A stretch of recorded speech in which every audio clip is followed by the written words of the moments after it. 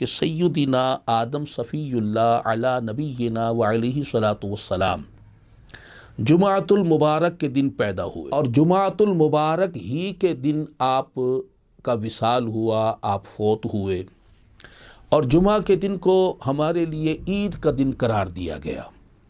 یہاں تک کہ جمعہ کے دن جو نماز ظہر کی 4 رکعتیں ہیں، جمعہ کے دن وہ فرض جو 4 ہیں وہ 2 فرض میں وہ تخفیف کر دیے گئے۔ سبحان اللہ۔ اور جمعہ کے دن ہمیں حکم دیا گیا کہ غسل بھی کرو، اچھے کپڑے بھی پہنو، خوشبو بھی لگاؤ، جمعہ کا اہتمام کرو، ایک عید کی طرح عید کے طور پر اس دن کا اہتمام کیا جائے۔ اب یہ عید کا دن ہے، اور کس وجہ سے اس کی بڑی ایک حکمت حضرت آدم علیہ السلام کا دنیا میں تشریف لانا ہے،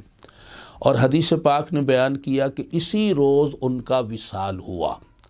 تو وصال کی وجہ سے اس جمعہ کو عید کا دن قرار نہیں دیا، بلکہ پیدائش کی وجہ سے عید کا دن قرار دیا۔ سبحان اللہ۔ تو بعض وہ لوگ جو اپنی کج فہمی یا کج قلبی کی وجہ سے رسول اللہ صلی اللہ علیہ وسلم کے یوم ولادت پر یہ اعتراض وارد کرتے ہیں کہ جناب 12 ربیع الاول شریف کو رسول اللہ صلی اللہ علیہ وسلم جو دنیا میں تشریف لائے، اور مسلمانان دنیا آپ کی آمد پر خوشی کا اظہار کرتی ہے، اور اسے بھی عیدوں کی عید اور عید کے طور پر مناتی ہے، تو وہ یہ اعتراض وارد کرتے ہیں کہ ایک روایت میں یہ بھی ہے کہ رسول اللہ صلی اللہ علیہ وسلم کا وصال 12 ربیع الاول ہی کو ہوا، تو لہٰذا وہ یوم وفات بھی ہے، یوم وصال بھی ہے، تو اس دن یوم وصال بھی منایا جائے، اور یہ خوشیاں نہ کی جائیں، یہ اہتمام نہ کیا جائے۔ تو ان کے اس اعتراض کا جواب بھی اس حدیث پاک میں ہمیں مل گیا کہ دیکھیں، اول تو وہ ایک روایت ہے، اور اس پر تمام علماء کا یہ اتفاق نہیں، اس میں مختلف روایات ہیں، اختلافات ہیں۔ چلیں اگر ان کی بات مان بھی لیں کہ 12 ربیع الاول شریف ہی کو وصال ہوا، تو اس وصال ہونے سے یہ نہیں کہ اسے معاذ اللہ بطور ماتم منایا جائے، بطور سوگ منایا جائے، نہیں۔ اب یہاں پر یہ حدیث پاک ہمیں بتا رہی ہے کہ حضرت آدم علیہ السلام جمعہ کے دن پیدا ہوئے، اور ہمیں حکم دے دیا گیا کہ جمعہ کا دن جو ہے اس کو اہتمام کے ساتھ مناؤ، اس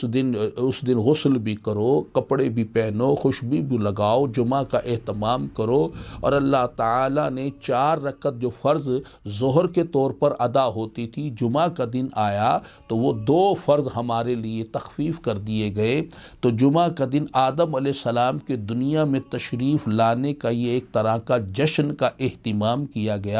حالانکہ آپ جمعہ کے دن ہی فوت ہوئے ہیں، وصال ہوا ہے، تو اس وصال اور فوتگی کی وجہ سے جمعہ کے دن کے جو عید کے طور پر منانا تھا اس میں کوئی کمی واقع نہیں کی گئی، اس کو روکا نہیں گیا، اس سے منع نہیں کیا گیا، اس خوشی کو نہیں روکا گیا کہ اب تم نے غسل نہیں کرنا، اب تم نے جمعہ کے دن چونکہ وہ فوت ہوئے تھے، ایسا کوئی بات، کوئی چیز موجود نہیں ہے۔ تو اس لیے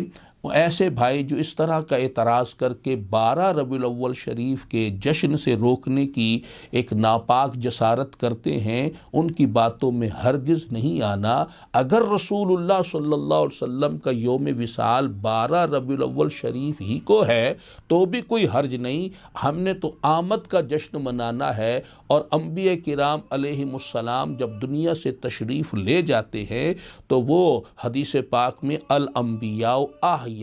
فی قبورہم ویصلون، کہ انبیاء کرام علیہم السلام اپنی قبروں میں زندہ ہیں، نمازیں ادا کرتے ہیں، دوسری حدیث پاک میں رزق دیے جاتے ہیں، اور رسول اللہ صلی اللہ تعالی علیہ وسلم کا فرمان عالی شان ہے، آپ فرماتے ہیں کہ میرا دنیا میں تمہارے درمیان زندہ رہنا، موجود رہنا بھی تمہارے حق میں بہتر ہے، اور میرا دنیا سے تشریف لے جانا وہ بھی تمہارے حق میں بہتر ہے۔ دونوں کنڈیشن کو امت کے حق میں بہتر قرار دیا، تو ان کا تشریف لے جانا یہ بھی فرمایا کہ امت کے حق میں بہتر ہے، اور اس میں کئی ایک وجوہات بیان ہوئی، جس میں سے ایک وجہ یہ بھی بیان کی کہ جب میں دنیا سے تشریف لے جاؤں گا تو میں تمہارے لیے دعائیں کروں گا، اللہ تعالیٰ کے ہاں شفاعت کروں گا، سفارش کروں گا۔ سبحان اللہ تعالیٰ۔